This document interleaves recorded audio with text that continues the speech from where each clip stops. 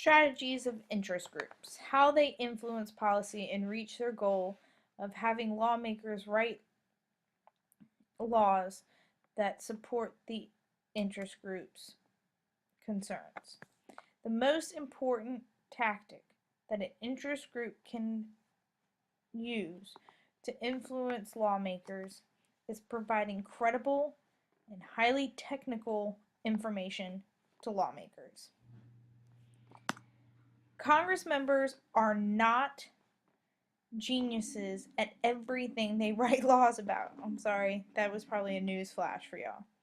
Congress members are expected to know a little bit about everything when it comes to writing laws. But if you're a Congress member from the middle of New York State or in New York City, and you're sitting there and you have to vote on a bill about pesticide use in cornfields in Iowa, you may not have any kind of concept about what the implications are of that or why does it matter. So what an interest group can do is give that Congress member information, that Congress member staffer could call an interest group that they know would have information, highly technical information about a pesticide, or maybe that interest group knows that that Congress member won't know about it and can provide information to them. Interest groups also give information to government agencies. So it's not like they're just trying to influence the way laws are written, but they're also trying to influence how laws are enforced. And interest groups have expert researchers, people that they've hired to provide information to lawmakers and to government agencies. So they are giving credible information, but it is definitely going to be information that is biased. Okay, yay, that's going to do that. Awesome. Okay. Another thing interest groups do are using the public. Yeah, that's Justin Bieber. Yeah. So they go to the public. What they do is they bring attention to their cause through picketing, protesting, and disruption. That is PETA's big tactic. PETA likes to protest and they like to do outlandish things in order to draw attention to the ethical treatment of animals. Interest groups, also part of going public, they're going to use media, they're going to run issue advocacy ads, they're going to have websites, and they're going to use other conversion tactics to try to get member support, but also to put pressure on lawmakers. Okay, so all of this is in hopes to gain supporters. And a lot of interest groups require you to pay dues. So if you decide that you're going to be a member of NRA, you have to pay $35 a year for an annual membership. They're going to then use that money for electioneering tactics. Interest groups would hope to force negotiations with lawmakers like, hey, we're super popular. Look at all these voters that are a member of our group. Yay, love us, do what we want you to do. And they create martyrs. And a martyr is somebody who dies for their cause. And I'm not saying that people die for an interest group's cause, but they'll do extreme things. And they will use celebrities to get attention to their cause. The third thing that they do is lobby. And lobbying is a term that actually reflects a lobby in Congress, like the lobby in the Capitol building. Lawmakers would be in session, or they would be in committees, or they would be in their offices, and interest groups would have people waiting in the lobby of Congress to talk to these Congress members once they left their meetings. A lobbyist is a person who works with an interest group to further the interest group's cause. All lobbyists have to be registered with the FEC or the Federal Election Committee. And they have to disclose their actions. Who are they talking to? What is their cause? They can either be hired you could be a freelance lobbyist, which means you're just really good at politicking, so any interest group can hire you and you can make things happen for that interest group, or you're really dedicated to that interest group and you are always working for that one particular group. Okay, direct lobbying. Direct lobbying is about building a long-term relationship, building trust and mutual need with a particular politician. The longer a politician serves, and that lobbyist is able to, solidify a strong relationship, that's going to benefit the interest group even more. But then there's grassroots lobbying. This is motivating and organizing a group of people at the local level. The regular members, people like you and me, people who are not getting paid hundreds of thousands of dollars to talk to politicians. Rather, they encourage us, the roots of the organization, to contact representatives and senators and tell them their stance on the issue. Like, please do not control access to guns. Okay. The NRA would would call their members or email their members and tell their membership to contact a Congress member and tell them that you support a bill that protects gun ownership rights or you're against a bill that um, a bill that takes away gun ownership rights.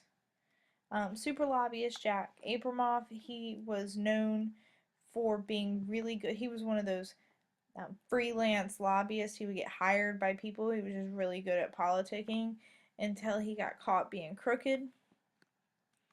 Okay, and then we talked about the revolving door and issue networks.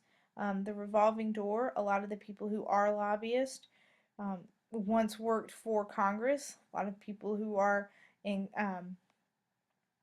once worked for Congress now work for lobbyists, and they are able to go around and around and continue to support and influence legislation that benefits that interest group's cause.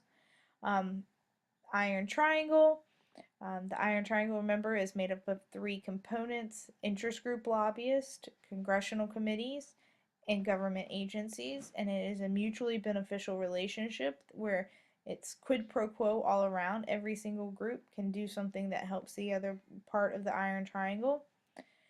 Issue networks are like iron triangles. They still are made up of those three components, but once they handle a particular concern, it issue networks dissolve. Iron triangles are more permanent.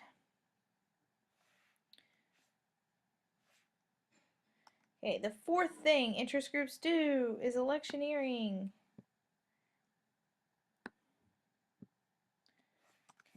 Now, interest groups cannot directly contribute to a political campaign. Um, okay, so the definition of electioneering is not working on a candidate's campaign directly, but either giving them the limited campaign donations that they are allowed or running issue advocacy ads for them. So electioneering means helping with the campaign. But interest groups can't directly do that. They have to go through their money arm, the PAC, or their political action committee. The political action committee has to do the electioneering on behalf of an interest group. If an interest group wants to donate money to a candidate, they have to establish and register a PAC, and they have to give the money through the PAC. Okay, why we have them is because we wanted to make the system more clear and transparent instead of lobbyists just directly handing Congress members that they have close relationships with money. Okay, why we have them? Again, to reduce the perception quid pro quo. Candidates rely on PACs. Candidates rely on interest groups, especially incumbents, because remember, incumbents are somebody who's running for re-election. If you're running for re-election, an interest group knows what you're all about. And their PAC knows what you're all about. They know how you're going to vote on legislation. They know whether you're going to benefit the group or not. So incumbents actually are able to raise more money than challengers. Remember, PACs are limited. Since they are limited, they have a couple of little tactics that they use. They're limited to $5,000. Okay, so what they do is they have a couple of little loopholes. They use bundling. Bundling is where a PAC will collect contributions from many different sources on behalf of a candidate, bunch them together, and contribute to a candidate's campaign. Technically, that money is not coming directly from the PAC, rather individual donors, but the PACs are doing the legwork or the fundraising on behalf of the candidate. 527 organizations or super and or slash super PACs are groups that raise and spend limitless amounts of independent expenditures, money that's independent from the candidate's campaign, on issue advocacy ads to try to sway the outcome of an election. Remember, issue advocacy ads just can't say vote for or vote against, but you can give unlimited amounts of money to a 527, and then that 527 gets spent unlimited amounts of independent expenditures on electioneering. Money is the least effective way to influence a Congress member. Remember, the most effective way to influence a Congress member is through information. But money is the least effective way to influence a Congress member because interest groups, or Congress members, get money from both sides of an issue. So if there is a piece of anti-pesticide legislation coming before a Congress member, that Congress member is going to get money from Greenpeace saying, please don't allow the use of this pesticide, it's going to pollute groundwater. But they're also going to get money from a farmers association who needs to use that pesticide to get high crop yields. And they're going to economically benefit from that pesticide. So when you're getting money from both sides, it doesn't really influence your decision.